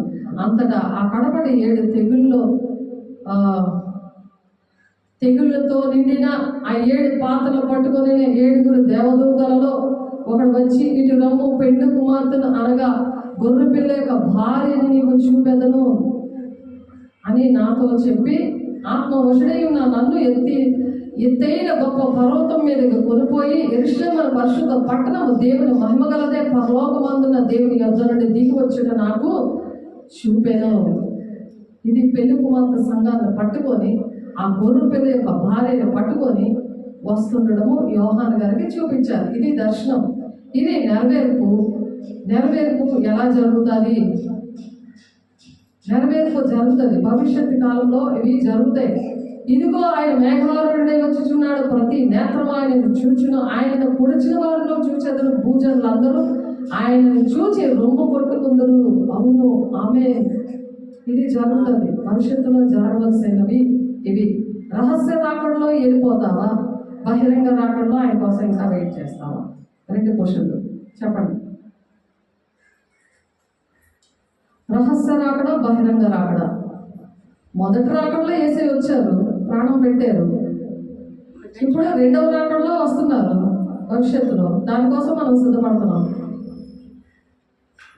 రహస్య రాకడలో సిద్ధపడి మనం ఉంటే అప్పుడు ఆ రహస్య రాకడలో వెళ్ళిపోవాలి. లేకపోతే బహిరంగ రాకడలో అందరూ పాపాత్ములు అందరూ ఉంటారు. చాలా మంది బుద్ధి లేని కన్నికలు ఉన్నారు కదా. కన్నికలే కానీ దేవుని పిల్లలే, కానీ అభిషేకం లేదు, సిద్ధపాటు లేదు. రేపు ప్రార్థన చేద్దాంలే, ఈరోజు 3 గంటలు లెగలేదు కదా, రేపు చేద్దాంలే, చర్చ్ ఇక్కడ లేదు కదా, నెక్స్ట్ వచ్చి చర్చికి వెళ్ళిపోదాంలే. ఎక్కడ బాప్తీసం ఇచ్చారో అక్కడ చర్చికి రావాలి. దేవుని ఆజ్ఞలో ప్రతి విషయంలో ఫోన్లోనూ వాక్యం చూసుకొని ఉండాలి. అక్కడ ఉండాలి. బుద్ధి లేని కన్నికల్లో ఉండిపోతే ఎక్కడ ఉండిపోతారు? 7 శ్రమ దినాల్లో ఈ శ్రమలన్నీ ఉంటే దేవుడు నమ్ముకున్న పిల్లలు 5 వెళ్ళారు, 5 ఉండిపోయారు కదా, అలా ఉండిపోతారు. అలాంటి వాళ్ళు ఎలాగ ఉంటుందో ఈ బహిరంగ రాకడలో వీళ్ళందరూ చూస్తారు. ఆయన పోసిన వాళ్ళు చూస్తారు. దేవుడి పిల్లలు నిర్లక్ష్యంగా ఉండిపోతారు కదా. ట్రైన్ వెళ్ళిపోతూ ఉండిపోతారు కొంతమంది. ఆ టికెట్ డబ్బులు కూడా ఇవ్వడు. అలాగే అయిపోతుంది. ట్రైన్ కోసం ఆ డబ్బుల కోసమే తగ్గించుకుంటారు కదా, ఎంత బాధపడిపోతారు. మరి దేవుడి రాజ్యము యుగాలు ఉండేది. 7 శ్రమ దినాలు, బహుమానాలు, మిలియన్ పరిపాలనలో నువ్వు చక్కగా పరిపాలన చేస్తే ప్రపంచం అంతా అదంతా మిస్ అయిపోతావు కదా. ఒక యువరాణి యువరాజు గారి జీవితం కదా, అదంతా మిస్ అయిపోతావు కదా. ఆ వజ్రాలతోనే, ఆ మాణిక్యాలు, కెంపులతో నువ్వు చేస్తున్న ప్రతిదీ కూడా ఎన్ని ఆత్మలు రక్షించావో అన్ని పొడులు ఉంటాయి. అన్ని వజ్రాలతో కూడిన పొడులున్న కిరీటం నీకు పెడతాడు అందరిలో నీ పేరు వేసి. అది మిస్ అయిపోతాం. చర్చికి వెళ్ళి వచ్చాం కదా, బట్టలు ఉతుక్కోవాలి ఈరోజు అని చెప్పి ఈరోజు వారం అంతా జాబ్ చేసుకొని ఈరోజు బట్టలు ఉతుక్కుంటాను, చికెన్ బిర్యానీ వండుకుంటాను కూర్చుని చర్చిలో రాకుండా ఈ మాటలు మిస్ అయిపోతావు కదా. కనీసం యూట్యూబ్లో వస్తున్నా సార్ నువ్వు చూడలేదు అనుకో, మిస్ అయిపోతావు కదా. అక్కడ అప్పుడు నేను ఏడుస్తాను, అయ్యో ఎంత మంచి వాక్యం నేను వెళ్ళలేదు, దేవుని మాటలే దేవుని సేవల్ని పక్కన పెట్టాను, దేని రాజ్య సువార్తకి నేను ఆర్థికంగా కానీ శారీరకంగా కానీ ఆత్మీయంగా కానీ నా కన్నీరు కూడా ఇవ్వలేదు. నేను మీకు 4:10 ప్రకారం నేను ప్రార్థన చేయలేదు. ప్రసవ వేదన నాలో లేదు. దేవునాత్మను పొందుకున్నాను. శారీరకంగానే నేను అన్నీ పెట్టుకొని వచ్చాను, అన్నీ పొందుకున్నాను. దేవుడికి సేవకులకి హాయ్ బాయ్ చెప్పాను. మాట మీద లేదు. నేను తీర్మానం తృణీకరించినందువల్ల ఇనప కట్ల చేతను బంధింపబడి నేను ఉన్నానని అని బాధపడితే లాభం లేదు. ఏ సంగమా, సార్వత్రిక సంగమా, దేవుడిని ఎంతో ప్రేమించి మాట్లాడుతున్నారు ఈ మాటలు. తర్వాత మహిమగల సింహాసనం మీద కూర్చొని స్వాధీనం చేసుకుంటాడు దేవుడు. మూడో ప్రపంచ యుద్ధం జరుగుతుంది అన్నమాట. ఎప్పుడైతే ఇది జరుగుతుందో ప్రకటన 21:9-10లో ప్రకటన 21:9-10లో అంతటి నేను కొత్త ఆకాశమును క్రొత్త భూమిని చూచితినని ఉంది ఆ అధ్యాయంలో. ఆ క్రొత్త ఆకాశం క్రొత్త భూమిని చూడడానికి ఇక్కడ నుండి ఏర్పాట్లు జరుగుతున్నాయి. 9-10 చూస్తే అంతట కడపటి 7 తెగులలో నేను 7 పాత్రలు పట్టుకొని ఉన్న 7 దేవదూతలలో ఒకడు వచ్చి ఇటు రమ్ము, పెండు కుమార్తె నీకు చూపిస్తానని ఆ దర్శనము అక్కడ ఆ రోజు నెరవేరుతుంది అన్నమాట. ఈ బహిరంగ రాకడలో నెరవేరిన తర్వాత మూడో ప్రపంచ యుద్ధం వస్తుంది. ఆ యుద్ధం ఏంటంటే హర్మగెద్దోన్ యుద్ధం అన్నమాట. ఆ యుద్ధం జరిగిన తర్వాత విజయం దేవుడు సాధిస్తాడు. సాతాను మీద విజయం దేవుడు సాధిస్తాడు. సాధించిన తర్వాత మరి ప్రవచనాన్ని ఆ ప్రవచనం దేవుడు, ఈ ప్రవచనాలన్నీ కూడా నెరవేర్పు జరగడం స్టార్ట్ అవుతాయి అక్కడ నుంచి. ఇప్పుడు భవిష్యత్తులో జరిగేవన్నీ కూడా నెరవేర్పు ఇంకా జరగలేదు కదా, అప్పుడు నెరవేర్పులో వస్తాయి. తర్వాత మహిమగల సింహాసనం మీద కూర్చొని ఇశ్రాయేలుకు మరి సెపరేట్గా తీరుస్తాడు దేవుడు ఈ బహిరంగ రాకడలో. తర్వాత అన్ని జనులకు సెపరేట్గా తీరుస్తాడు. అది కూడా మనం చెప్పుకున్నాం. మహిమగల సింహాసనం కోసం ఒక మెసేజ్ చెప్పుకున్నాం మనం. తర్వాత ఒక దూతను, పడద్రోయబడిన దేవదూతలకు నాయకుడైన సాతాను పాతాళలోకంలో బంధిస్తాడు. పాతాళలోకంలో బంధిస్తాడు. అది ప్రకటన 21-3 ఉంది. మరియు పెద్ద సంఖ్యల చేత పట్టుకుని అగాధం యొక్క తాళపు చెవి గల ఒక దేవదూత పరలోకం నుండి దిగి వచ్చి చూచింది. ఒక దేవదూతకి ఆ పనప్ప చెప్తాడు దేవుడు. అతడు ఆది సర్పమును అనగా అపవాది సాతాను ఆ ఘట సర్పం పట్టుకొని 1000 సంవత్సరాలు వారిని బంధించి అగాధంలో పడవేస్తాడు. 1000 సంవత్సరాలు బంధించేదానికి ఒక దేవదూతకి ఒక డ్యూటీ వేస్తారు. అప్పుడు అక్కడ దేవదూత బంధించబడి ఆ 1000 సంవత్సరాలు కూడా అగాధంలో పడవేయబడుతుంది. ఆ 1000 సంవత్సరాలు గడిచే వరకు ఇక జనములను మోసపరచకుండానట్లు అగాధములు మూసి దానికి ముద్ర వేస్తున్నట్టు పిమ్మట వాడు కొంచెము కాలం విడిచిపెట్టబడాలి. కొంచెం కాలం అయితే విడిచిపెడతారు, వేసే కొంతకాలం అయితే విడిచిపెడతారు. కానీ ఈ 1000 ఏళ్ల పరిపాలనలో వాళ్ళు లేకుండా బంద్ చేసినప్పుడు ప్రతి ఒక్క మనిషి కూడా ఇటు పాపాత్మలు అటు భూమి పరిశుద్ధులు విడగొడతారు కదా, చెప్పుకున్నాం కదా. వీళ్ళు ఉంటారు, వాళ్ళు ఉంటారు. కానీ అందరికీ కూడా దేవుడు 1000 ఏళ్ల పరిపాలన చేస్తాడు. దేవుని పిల్లలు ఇప్పుడు పెళ్లి కుమార్తె సంఘం వచ్చింది కదా, దేవునితో పెళ్లి కుమార్తె సంఘం వచ్చిందా, వాళ్ళు నాయకులుగా పరిపాలన చేస్తారు. వీళ్ళు మట్టి శరీరాలతో ఉండి పాపాత్మలు మట్టి శరీరంతో ఉండి ప్రజల్లాగా ఉంటారు. వాళ్ళు ప్రజల్లాగా ఉంటారు, వీళ్ళ లీడర్లా నాయకులుగా రాజులుగా ఉంటారు. యాజక సమూహం అంటారు పరిశుద్ధులు. వాళ్ళే ఎంచుకొని భూలోకంలో పనిచేయించుకుంటాడు, పరలోకంలో వాళ్ళకి ఇంకా అధికారం ఇస్తాడు. ఇక్కడ నువ్వు పేదదానివి చెప్పులు కొడులు వేస్తూ ఉన్నావు అని నువ్వు బాధపడుతున్నావేమో, ఒక మహిమ వస్త్రాలు వేసుకొని పెద్ద కిరీటం పెట్టుకొని వాళ్ళందరూ ఎవరైతే నేను బాధ పెడతారో వాళ్ళ పాపాన్ని వాళ్ళ కోసం ప్రార్థన చేస్తావు, వాళ్ళకి సువార్త చెప్తావు, అన్నీ అవుతాయి. కానీ వాళ్ళు మట్టి శరీరాలతో అక్కడ ఉంటారు. వాళ్ళని ఏలుబడి చేయడానికి 1000 ఏళ్ల పరిపాలనలో యెరూషలేము రాజధానిగా ఉంటుంది. దేవుడు నూతన పరుస్తాడు. దావీదు సింహాసనం మీద దేవుడు కూర్చొని ఆ రాజ్య పరిపాలన చేస్తూ ఉంటాడు. యెరూషలేము కేంద్రంగా చేసుకొని మరి ప్రపంచం అంతటి కూడా మొత్తం 1000 ఏళ్ల పరిపాలన ఆయన చేస్తాడు. అప్పుడు సాతాను అక్కడ ఉండడు, ఎందుకంటే బంధించాడు కదా. సాతాను ఎక్కడ ఉన్నాడు? ఒక దూత వచ్చి అక్కడ బంధించింది 1000 సంవత్సరం. అందుకనే అక్కడ పాపం అనేది ఉండదు. ఇప్పుడు పాపమే ఆయన బంధించినప్పుడు పాపం ఎవరితో చేయించాడు కదా. వ్యభిచారం కానీ, దొంగతనం కానీ, నేను కొట్టేవాడు కానీ, నేను కన్నీటితో బాధ పెట్టేవాడు కానీ, నిన్ను నిందించేవాడు కానీ ఎవడు ఉండడు. వాడే కదా ప్రేరేపించి నిన్ను నిందించి బాధ పెట్టి హింస పెట్టి నీ డబ్బు దొంగలించి నిన్ను కొట్టి నిన్ను హింసించి అలాంటి వాళ్ళు ఉండరు. ఎందుకంటే అటు బంధించారు 1000 ఏళ్ళు. తర్వాత విడిచిపెడతారు దేవుడు. మళ్ళీ ఎందుకు విడిచిపెడతాడంటే ఇప్పుడైనా వీళ్ళకి బుద్ధి వస్తే వస్తారని. ఈ పరిశుద్ధులు ఏలుబడి చేస్తున్నప్పుడు అప్పుడు ఒక ఛాన్స్ ఇచ్చాడు దేవుడు. అప్పుడు ఒక ఛాన్స్ ఇచ్చాడు. మీరు మట్టి శరీరంతో ఉన్నారు, ఇప్పుడు దేవుడి పిల్లలు నీకు చెప్తున్నప్పుడు నువ్వు వినలేదు, చూడు నీ పరిస్థితి ఎలా ఉందో. ఇప్పటికే నువ్వు బుద్ధి చేసుకో. ఇప్పుడు సాతాను లేదు కదా, ఇప్పుడు దేవుడే నేనే కదా, యెరూషలేములో నేను రాజ్యం చేస్తున్నాను, మీరు అందరూ ఏలుబడి చేస్తున్నారు, నాతో కలిసి మీరు రాజ్యాన్ని, పరలోక రాజ్యాన్ని భూమి మీదకి వచ్చేసింది కదా. అది అక్కడ ఆ భూమి మీద మీరు దేవుడితో మీరు కూడా లీడర్గా, ఒక రాజుగా, రారాజు బిడ్డలుగా, ఆయన రారాజు అయితే మనం రాకుమారుడిగా మనం ఏలుబడి చేస్తుంటే మట్టి శరీరంతో ఈ పాపాత్మలు ఇలా నిలబడి ఉంటే అప్పుడైనా బుద్ధి తెచ్చుకోవాలి. నేను నిద్రపోతున్నాను, నేను పట్టించుకోవట్లేదు, టైం అయిపోయింది, పారిపోతున్నాను, నేను పట్టించుకోలేదు. అందుకే మట్టి శరీరంతో 7 శ్రమలు పడ్డాను నేను. ఇప్పటికే నేను బుద్ధి తెచ్చుకుంటాను అని వాళ్ళకి తెచ్చుకున్నారా సరే. అందుకు ఛాన్స్ ఇస్తాడు సాధారణ, అందుకు బంధిస్తాడు. అక్కడ పాయింట్ అర్థమైందా? తర్వాత విడబడతారు, విడిపిస్తాడు. అక్కడ తర్వాత మళ్ళీ విడిపిస్తాడని వాక్యం ఉంది. అయితే మళ్ళీ ఇంకొక యుద్ధం జరుగుతుంది. అప్పుడు పరిశుద్ధులు పరిపాలన చేస్తారు, ప్రభుత్వం చేస్తారు. పాపులు పరిశుద్ధులుగా ఇలా ఉన్నప్పుడు మరి 1000 ఏళ్ళ పరిపాలనలో స్టార్ట్ అవుతుంది ఆయన దేవుని రాజ్యం. 1000 ఏళ్ళ పరిపాలనలోనే దేవుని రాజ్యం అనేది భూలోకంలో స్టార్ట్ అవుతుంది. అది 8వ పాయింట్ అయ్యింది. ఇప్పుడు 9వ పాయింట్ ఉంది. 1000 ఏళ్ళ పరిపాలన తర్వాత సాధారణ మరలా పాతాళం నుండి మరి విడుదల పొందుకుంటాడు, మళ్ళీ విడబడతాడు. విడబడి చేస్తే మరి భూమి మీద రావడానికి అది ఎక్కడ ఉందంటే ప్రకటన 20వ అధ్యాయంలో ఉంది.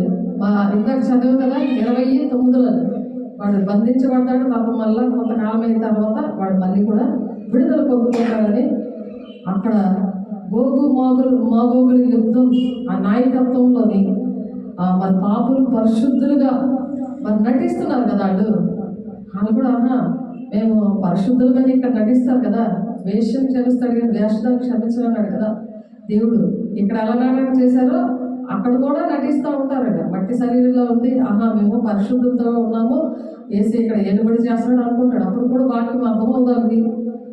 అప్పుడు నటిస్తున్న వాళ్ళని మరలా యేసయ్య యుద్ధానికి పురుగొలుపుతాడు అనమాట. ఈ సాతాను ఆడ విడుదల పొందుకొని వచ్చి ఏం పని చేస్తాడో తెలుసా?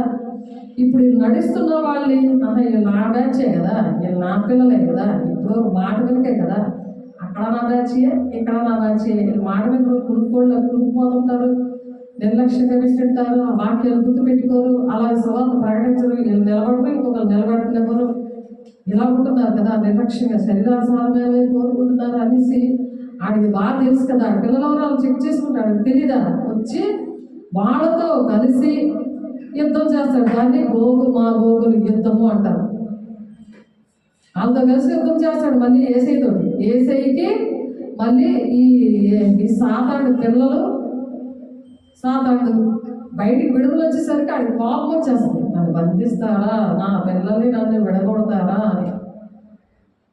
అప్పుడు ఏసై దగ్గరికి వెళ్తారా విడబడిన వాళ్ళు, లేకపోతే ఆడు సాతాను గడ్డ దగ్గరికి వెళ్ళి ఏసైతో మళ్ళీ యుద్ధాన్ని బయలుదేరతారు. ఆలోచించండి. అమ్మో సాతాను గడికి ఎదరు భూలోకంలో మమ్మల్ని బతకడం లేదు, ఇక్కడ ఏసై ఏమో పరిపాలన కూడా ఏసైతో యుద్ధానికి మేము రాదా నాయన, మీ పార్టీ కాదు, మేము దేవుని పార్టీ, మేము లేకపోతే 7 ఏళ్ళ సంవత్సరాలు నీతో ఇక్కడ బాధపడలేదు, మరి ఏసైతో చక్కగా వద్దు, మేము మాట వెనక బుద్ధి లేని కంటికి వెళ్ళాలి అని అప్పటికైనా బుద్ధి వస్తే అప్పుడు ఏసైతో వస్తాం. లేకపోతే ఏసైతో యుద్ధం చేసి మరలా యెరూషలేము చుట్టూ కూడా ముట్టడేసేస్తారు వీళ్ళందరూ కలిసి. అర్థమవలేదు, వాక్యం అర్థమవదు. పరిశుద్ధాత్మ పొందకపోతే వాక్యం అర్థం అవదు. మంచి సేవకుల దగ్గర పెరగకపోతే వాక్యం అర్థం అవదు. శరీరాశ్రమని బోధ విని దురద చెవులు కావాలి, దెయ్యాల బోధ, మరి అనేకమైన ఆత్మలు బయలుదేరి అని వాక్యం చెప్తుంది కదా. అబద్ధ ప్రవక్తలు ఉన్నారు, జాగ్రత్త అని వాక్యాలు ఉన్నాయి కదా. అవి తెలియవు అవి చెప్తే కదా పాపం వాళ్ళకి అర్థం అవుతుంది. అలాంటి దగ్గర ఉన్న వాళ్ళందరూ కూడా తెలియక ఎవరి దగ్గరికి వెళ్ళాలో తెలియదు. వాళ్ళు అందరూ సాతాను గడతో కూడి యెరూషలేముకు ముట్టడేసేస్తారు. మళ్ళీ దాని మీద యుద్ధానికి వచ్చేస్తారు. దాన్ని గోగులు నాలుగుకొని యుద్ధం అంటారు. ఇలాగా రాగానే ఏంటవుతుందంటే అగ్ని ప్రళయం వచ్చేస్తుంది. ఆకాశం నుండి అగ్ని వచ్చేసి వాళ్ళందరినీ దహించేస్తుంది అన్నమాట. దహించు అగ్ని అయిన దేవుడు మొత్తం అందరినీ కాల్చేస్తాడు. సాతాన్ని ఏకీపించిన వాళ్ళని ఈ గోగుమాలు యుద్ధంలో కూడా దేవుడికే జయం వస్తుంది.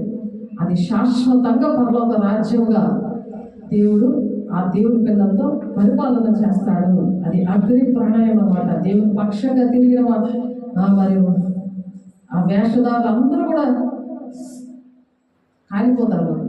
మరి సార్వత్రిక సంఘం ఆ విధంగా రక్షించబడుతుంది.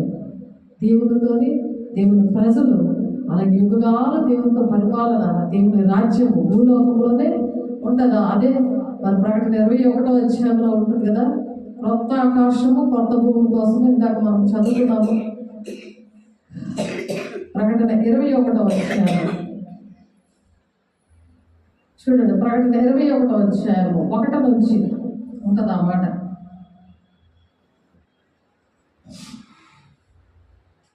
అది జరుగుతుంది ఎప్పుడంటే 10వ పాయింట్లోకి వచ్చాము మనము. తీర్పు దానికి జరుగుతుంది. ఆ సాతానికి తీర్పు జరుగుతుంది. వీళ్ళందరూ కాలిపోతారు కదా. సాతాను గాడికి, అబద్ధ ప్రవక్తకి, మరి ఈ అంత్యక్రీస్తుకి తీర్పు జరుగుతుంది. నువ్వు ఎందుకు నా పిల్లల్ని ఇలాగా భూలోకంలో ఇలా ప్రేరేపించావు? సినిమాలు చూడడానికి, వ్యభిచారం చేయడానికి, దొంగతనం చేయడానికి, గూండాయుధం చేయడానికి, లేబర్లాగా నువ్వు అన్ని పనులు చేయడానికి, దొంగతనాలు, బ్యాంకు దోచేయడానికి, ఇవన్నీ చర్చిలో పిల్లలు రానివ్వకుండా చేయడానికి, వాళ్ళు కూరుకొలిపి ఆ చర్చికి ఈ చర్చికి అబద్ధబోధుల దగ్గరికి ఎందుకు తిప్పావు అని దేవుడు నిలబెట్టి దాన్ని తీర్పిస్తాడు. దాన్ని వదిలేడు. అర్థమవుతుందా? మీకు తెలిస్తే ముందే సాతాను కంటే చదవకూడదు. తెలియకపోతే మీరు దొరికిపోయారు అనుకో, మీ పక్షాన్ని దేవుడు తీర్పు తీసి దాన్ని నశించేస్తాడు అనమాట. పడదొరబడే దేవదూతలు. ఇది ప్రకటన 20:10 ఉంది మాట. ప్రకటన 20:10 అయిపోయింది. 2 నిమిషాల్లో అయిపోతుంది. వారికి మోసపుచ్చిన అపవాది అగ్నిగంధము గల గుండంలో పడవేయబడును. అంతటా ఆ క్రూరమును అబద్ధ ప్రవక్త ఉన్నారు. వారి యుగంలో రాత్రి పోవలు బాధించబడుతుంది. అలా పడవేస్తారన్నమాట. తర్వాత ధవళ సింహాసనం తీర్పు ఉంటుంది.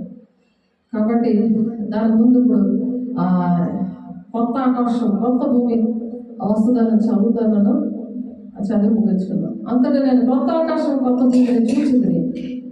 మొదటి ఆకాశం మొదటి భూమి గతించిపోయింది, సముద్రం ఇక లేదు. మరియు నూతనమైన యెరూషలేము అనే ఆ పట్టణము తన భర్త కొరకు అలంకరింపబడ్డ పెళ్లి కుమార్తె వలె సిద్ధపడి పరలోకమందున దేవుని యొద్ద నుండి దిగి వచ్చిన చూచితిని. అలాగా దిగి వచ్చిన ఆ దేవుడు బహిరంగ రాకడలో ఈ తీర్పులు 3 విషయాలు చేసి, అప్పుడు ఇదిగో దేవుని నివాసం మనుషులతో కూడా ఉన్నది. ఆయన వారితో కాపురముండును. వారు ఆయన ప్రజలే ఉండును. దేవుడు తానే వారి దేవుడై వారికి తోడై ఉండును. ఆయన వారి కన్నుల ప్రతి బాష్ప బిందువులు తుడిచివేయను. మరణం ఇక ఉండదు, దుఃఖమైన ఏడ్పైన వేదనైన ఇక ఉండదు. మొదటి సంగతులు గతించిపోయాను. సింహాసనంలో నుండి వచ్చిన గొప్ప స్వరము చెప్పుట నేను వింటినని యోహాను గారి దర్శనంలో ఇవి చూశారు. అప్పుడు నెరవేరుతుంది. భవిష్యత్తులో ఇవన్నీ కూడా జరుగుతాయి. అప్పుడు సింహాసనాసురుడైన ఉన్నవాడు ఇదిగో సమస్తంలో నూతనమైనవిగా చేయుచున్నానని చెప్పాను. మరియు ఈ మాటలు నమ్మకమును నిజమైనవి ఉన్నవి కనుక వ్రాయమని ఆయన నాతో చెప్పుచున్నాడు. మరియు ఆయన నాతో ఇట్లా సమాప్తమైనవి నేనే ఆల్ఫాయు ఒమేగాను, అనగా ఆదియు అంతమునే ఉన్నవాడును. తప్పికుని వారికి జీవజలముల బొక్కులని జలములను నేను ఉచితముగా అనుగ్రహించును. జయించువాడు వీటిని స్వతంత్రించుకును. నేను అతనికి దేవుడినై ఉండును, అతడు నాకు కుమారుడై ఉండును. అని చెప్తున్నారు. చెప్పి నరకానికి వెళ్ళిన లిస్టు చెప్తున్నాడు. పిరికివారు, అవిశ్వాసులు, అసహ్యులు, నరహంతకులు, వ్యభిచారులు, మాంత్రికులు, విగ్రహారాధికులు, అబద్ధికులందరూ అగ్ని గంధముల మండుగుండములో పాల్గొన్నారు. ఫస్ట్ ఇక్కడ చనిపోతారు కదా, అక్కడ అది రెండవ మరణము రాసింది. అక్కడ ఇది జరిగినప్పుడు నరకంలోకి వెళ్ళిపోవడం రెండవ మరణం. ఆ రెండవ మరణానికి ఆత్మకి చావు లేదు. ఆత్మే కదా కాలుతూ ఉంటుంది, దానికి చావు లేదు. అది రెండవ మరణం. దేవుడి మాటలు దీవించిన కాక. పరిశుద్ధ ఆత్మదేవ, మహిమగల దేవ, పరిశుద్ధుడా నాయన, మాతో అనేకమైన విషయాలు మాట్లాడారు ప్రభు. పరిశుద్ధాత్మ దేవ నాయన, మరి అనేక మంది విని అయ్యా నా తండ్రి, మేము కూడా సువార్త చక్కగా చేసి అనేక మంది బిడ్డలు నీ రాజ్యాన్ని తీసుకురావడానికి ప్రతి ఆటంకాలు వేస్తున్నాం, తొలగించండి, నడిపించండి, మహిమ పొందుకోండి, అద్భుత కార్యం చేయండి ప్రభా. మేమేదే ప్రభు మేము ఆశ పెట్టుకొని మేమేదే మేము తిరుగుతున్నాం ప్రభు.